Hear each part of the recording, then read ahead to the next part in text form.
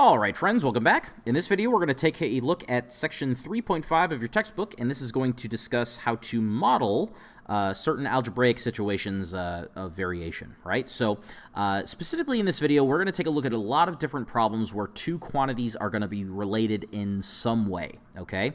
And so we're going to take a look at specifically three types of ways that two quantities can be related, and they are going to be related in terms of as one quantity varies in one way, the other quantity is going to vary in a other specific way. So let's take a look at that, right? So the first type of variation that we're going to discuss here is direct variation, okay? And so the idea here is that we have these two quantities, which in the video here we're going to go ahead and typically label these quantities as x and y.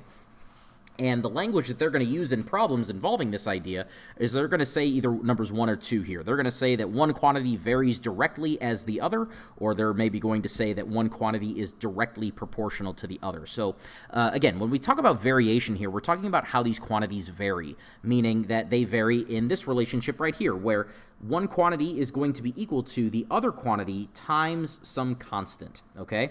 And we use the letter k to represent that, and you can see here that we call that the constant of proportionality. So in other words, how y varies is going to be related to how x varies using this relationship. Y is just going to be equal to that constant k times x, okay?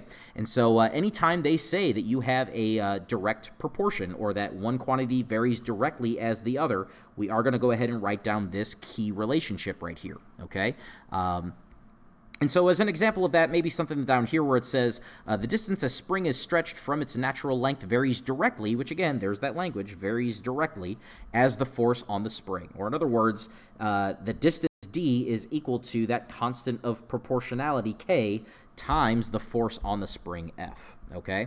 Again, that would be a very direct relationship. The distance of the spring is very directly related to the force of the actual spring. Okay. Some direct variation could also come up in terms of two quantities being related, as like maybe you have one quantity y and then you have another quantity x that's being raised to some other power. But in that case, it would be the exact same. Anytime they say that you have a direct variation or directly proportional to, that just means that your relationship is defined by some sort of number times that other quantity. Okay, so as an example of that, you might have this example here that talks about the area of a circle. So they say here that the area of a circle is directly proportional, there's that language, to the square of the radius. Or in other words, you have this classic area of a circle formula right here, okay? And playing the role of that constant of proportionality, instead of writing k here, that would just be the number pi, because that's actually what that constant would be. That is how those two quantities are going to be related here. So playing the role of k in this example, of course, would be the number pi. So anytime you have two quantities which vary in value and they're related in how they vary, anytime you have y equals some number k times x, that is going to be a direct variation.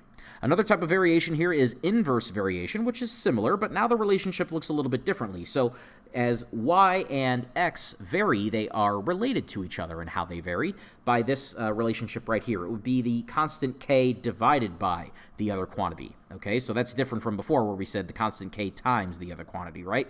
So again, if they are related in that way, then that is just going to mean that we have that constant divided by, okay?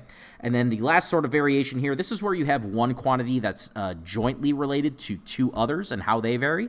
And so the key idea here is this is just where you have three quantities in the same relationship. And jointly would be basically just direct variation, but with three quantities in the mix, right? So the way that z varies is going to be related as the product of x and y, how that varies by this relationship, okay?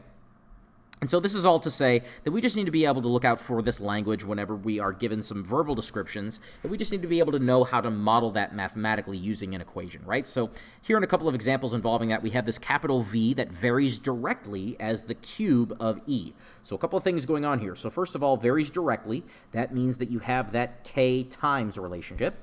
And of course, we also need to kind of take a look and see what quantities we're relating here, right? So that would be the quantity v, and it would also be the quantity that is the cube of e. And remember, that is going to be something that we can go ahead and write using an exponent as e to the power of 3, okay? So if they vary directly, then what that's going to mean is that one quantity, v, is going to be related to the other, e cubed, by this special relationship here. Because it's very directly, then this is going to be the type of relationship that they are related by a k times. And so the best that we could do to model this relationship mathematically would be in this way right here. If they vary directly to each other, then that means v is going to be equal to some constant of proportionality k times the cube of e. Okay? In this next example here, we have z is jointly proportional to the square of x and y to the third power. So jointly proportional. Remember that that is a direct variation, but we're relating three quantities, right? So the square of x is something that we can go ahead and write using our exponent notation. So that would, of course, be x squared. And, of course, we have y cubed here.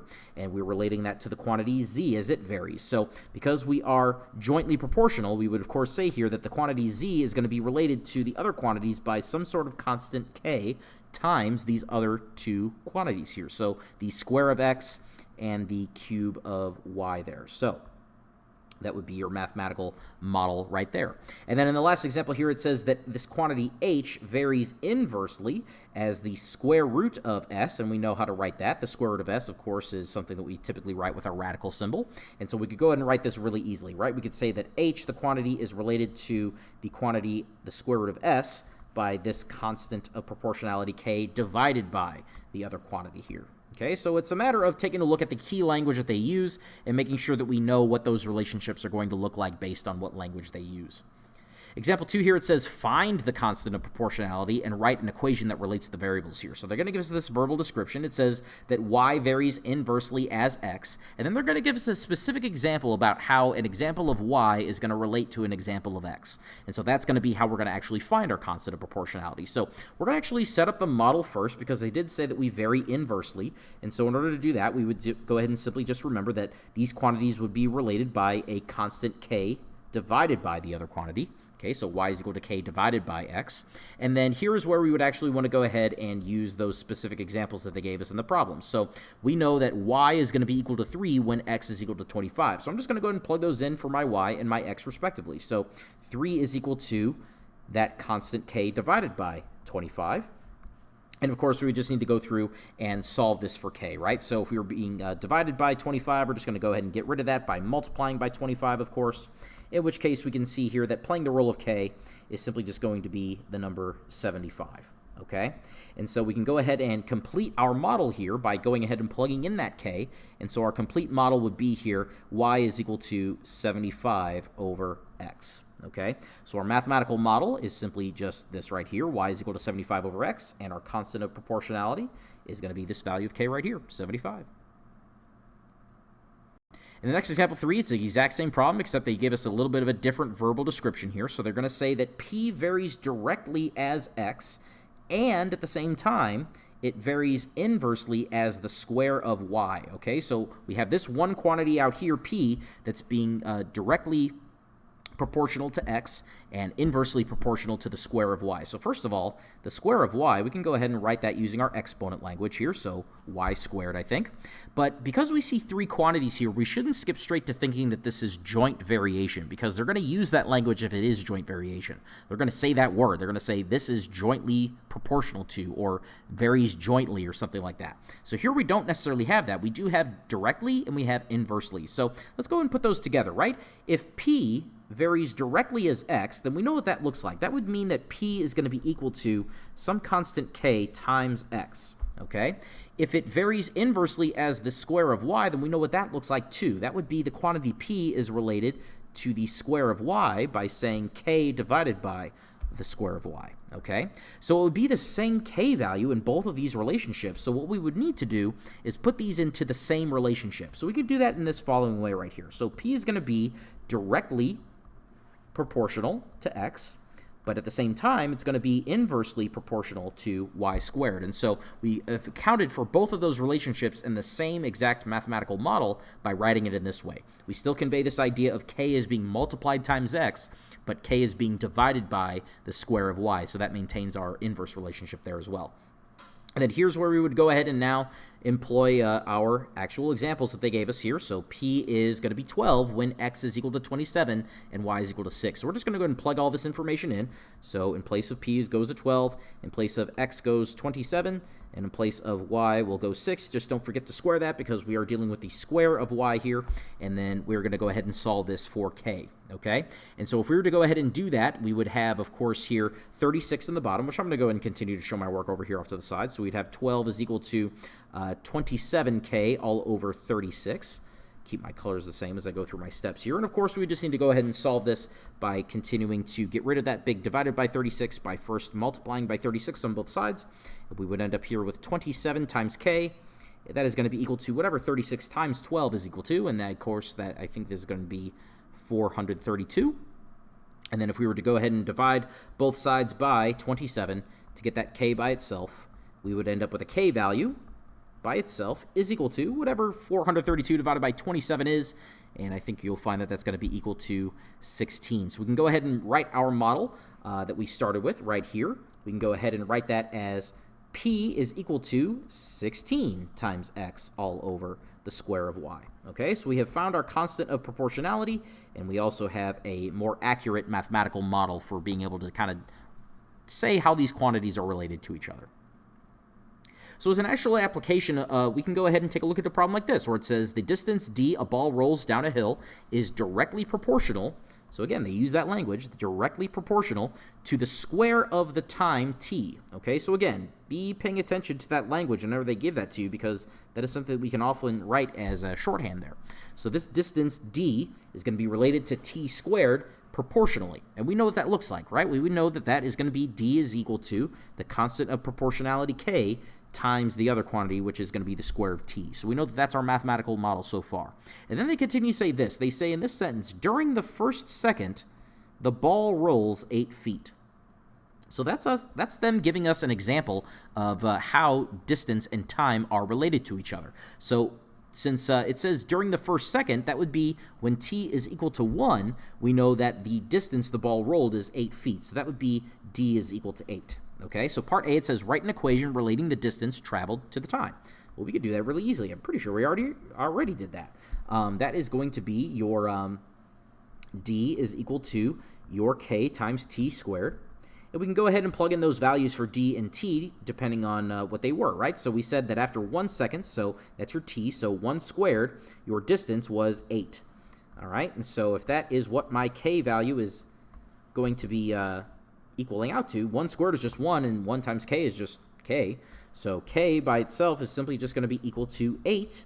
And we can go ahead and write down a little bit more of an accurate mathematical model for the situation. We could say the distance the ball rolled is equal to 8 times the square of time. So that is going to be our mathematical model that they wanted in part A. In part B, they wanted us to actually go through and figure out how far the ball will travel during the first 3 seconds. And so in order to figure that out, we can just go ahead and use the model that we just came up with. If we want after 3 seconds, then we were just going to take our model and say d is equal to 8 times the time, which is 3 seconds, squared. And we're just going to plug that in. We're going to go ahead and solve this. So 3 squared, of course, that's going to give us 9. So 8 times 9. And that, of course, is going to give us 72. And keep in mind that that's a distance, so we're going to go ahead and label that here. We're going to say after 3 seconds, the ball will have traveled 72 feet. So being able to kind of use these mathematical models and paying attention to the language that they kind of describe these quantities as far as their relationship, we can go ahead and figure out questions like these. And then as a last example here in the video, we're going to take care of an ACT-style question here. So what does it say? It says a flight instructor charges $50 per lesson plus an additional fee for the use of his plane. It says the charge for the use of the plane varies directly. Okay, so varies directly with the square root of time. Remember, we know how to write that. That's just going to be the square root or radical t for time. And then it says if a lesson plus 16 minutes of plane usage costs $90, what is the total amount charged for a lesson having 36 minutes of plane usage? Okay, so the first thing that we might want to do is go ahead and write down a mathematical model for how these quantities are related to each other. So we have 2 quantities in this problem. First of all, we have the amount that we are being charged, and then we have the time, right? So we might go ahead and devote a variable to the charge. We might call that capital C, in which case we can go ahead and read that first couple of sentences and write down a nice mathematical model for ourselves, right? So it says, the charge for the use of the plane varies directly with the square root of time, okay? And so we know that, first of all, it's going to be the following, right? It's going to be the charge. They first said in the first sentence that it's $50 flat rate So that's not the quantity that's being varied here. That's not going to change from example to example. What is changing is that we do have this additional fee, and that is going to vary directly as the square root of the time. So I'm going to say my k times the square root of t, and that's how my quantities are going to be related here. So I have this nice mathematical model, and then as you read through the question, it's going to give you an example of a cost, which was $90, and that apparently is going to be that $50 flat rate that you paid at the very beginning, but then plus that constant k times the square root of the amount of time that it took us to get a charge of $90, and that, of course, was 16 minutes. So we're going to say the square root of 16 here, and that is going to give us a way to figure out what this question is going to be, right? So 50 plus k times the square root of 16, that's going to be 4 times our k, and that, of course, is equal to 90 here, and we would just need to go ahead and solve the rest of this equation here. So subtract 50 from both sides, we're going to end up getting 40 is equal to 4 times the constant k, and I think it is not going to take a lot of convincing to see why your constant of proportionality here